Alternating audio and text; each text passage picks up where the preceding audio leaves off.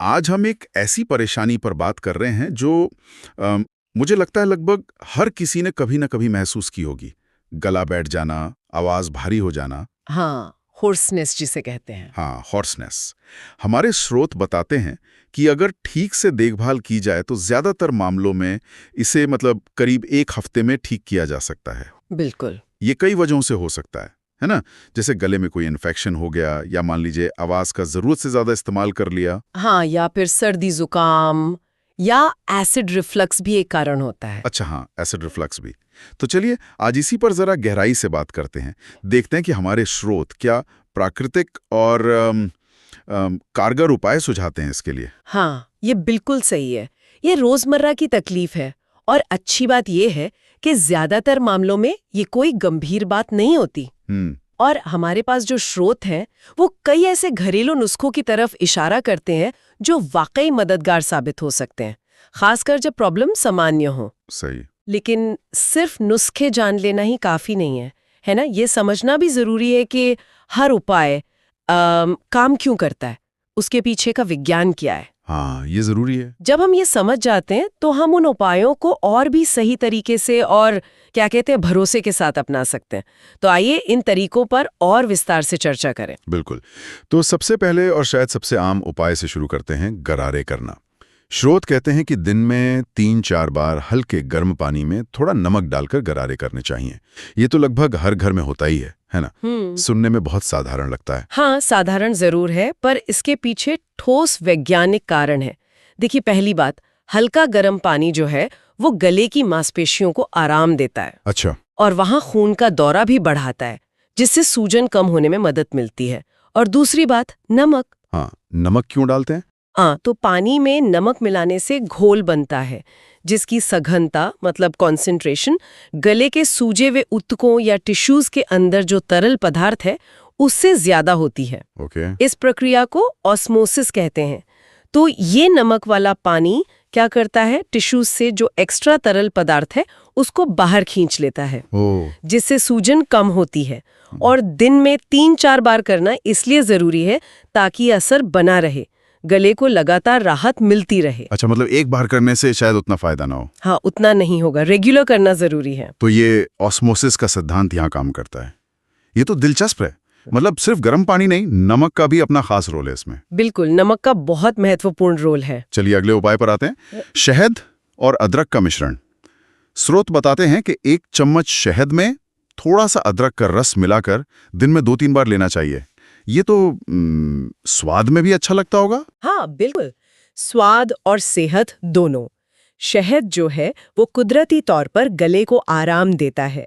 ये गले के अंदर एक पतली आरामदायक परत सी बना लेता है। कोटिंग जैसा। हाँ, एक तरह की कोटिंग, जिससे वो खुरदुरापन और जलन कम महसूस होती है।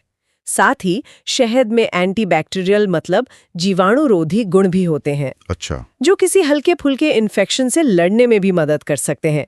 कुछ स्टडीज तो ये भी बताती हैं कि शहद में थोड़ी मात्रा में हाइड्रोजन पेरोक्साइड प्राकृतिक रूप से बनता है जो इसमें मदद करता है। वाह। और अब बात अदरक की।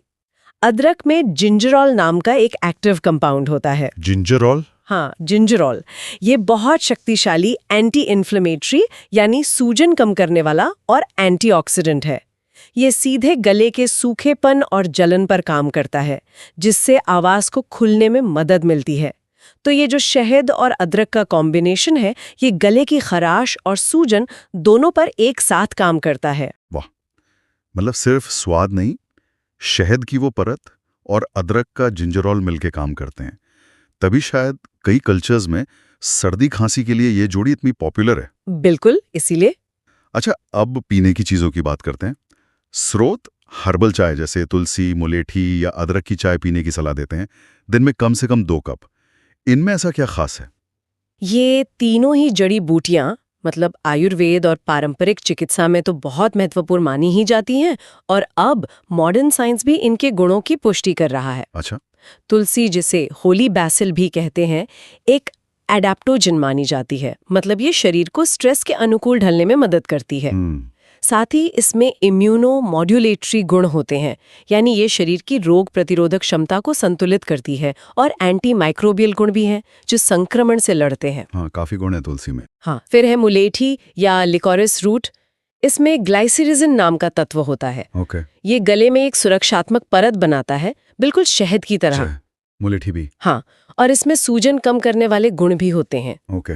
ये खांसी कम करने और गले की जलन शांत करने में बहुत असरदार है। ओके।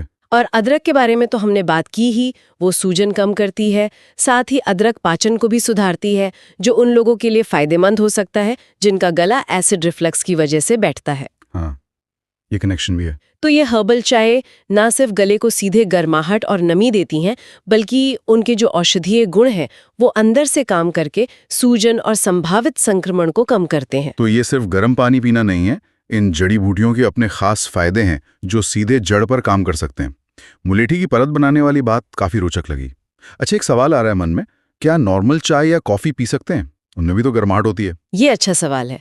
देखिए, सामान्य चाय या कॉफी में कैफीन होता है। हाँ। और कैफीन एक मूत्रवर्धक है, मतलब डायूरेटिक। ये शरीर से पानी निकालने का काम करता है। और जब गला बैठा हो तो हमें शरीर को और खासकर गले को ज्यादा से ज्यादा हाइड्रेटेड या नम रखने की जरूरत होती है। कैफीन इसका उल्टा कर सकता है, तो वो डिहाइड्रेट कर सकता है। हाँ बिल्कुल।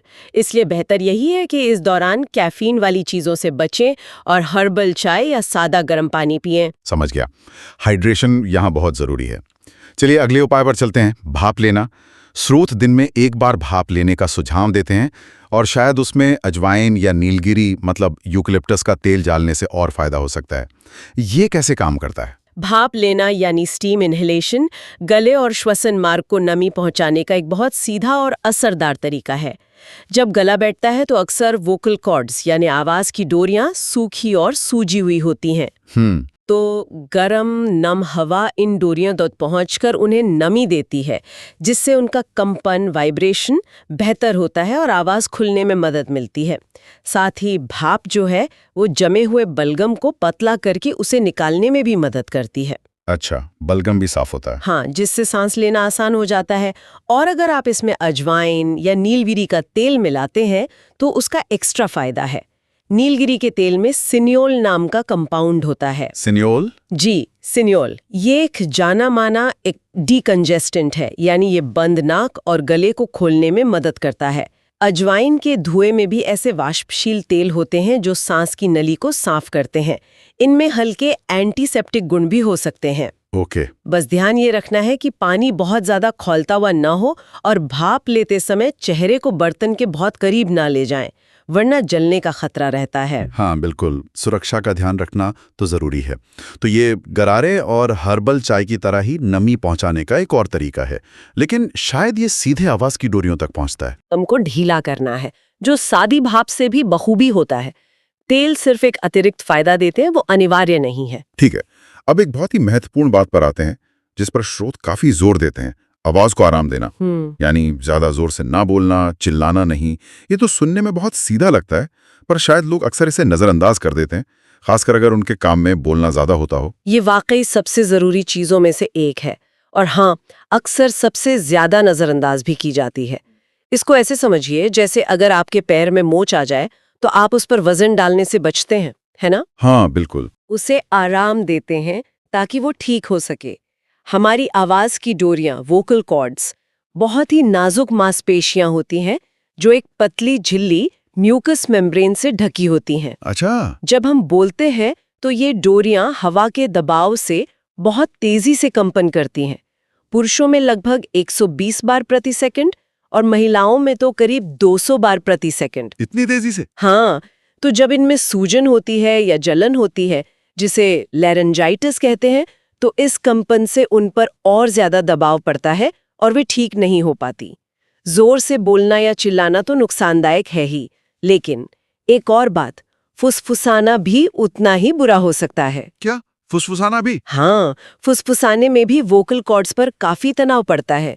इसलिए आवाज को आराम का मतलब है जितना कम हो सके उतना कम बोलना, और अगर बोलना जरूरी ही हो तो बिल्कुल धीरे, बिना जोर लगाए और सामान्य लय में बोलें।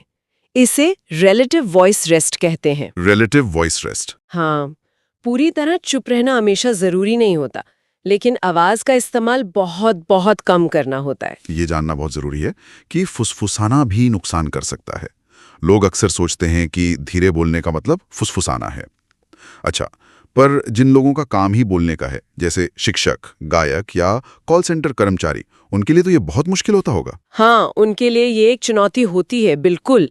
सबसे पहली सलाह तो यही है कि अगर संभव हो तो कुछ दिन की छुट्टी लें। अगर ये मुमकिन ना हो तो काम के दौरान बोलने की मात्रा को कम करने के तरीके ढूंढें।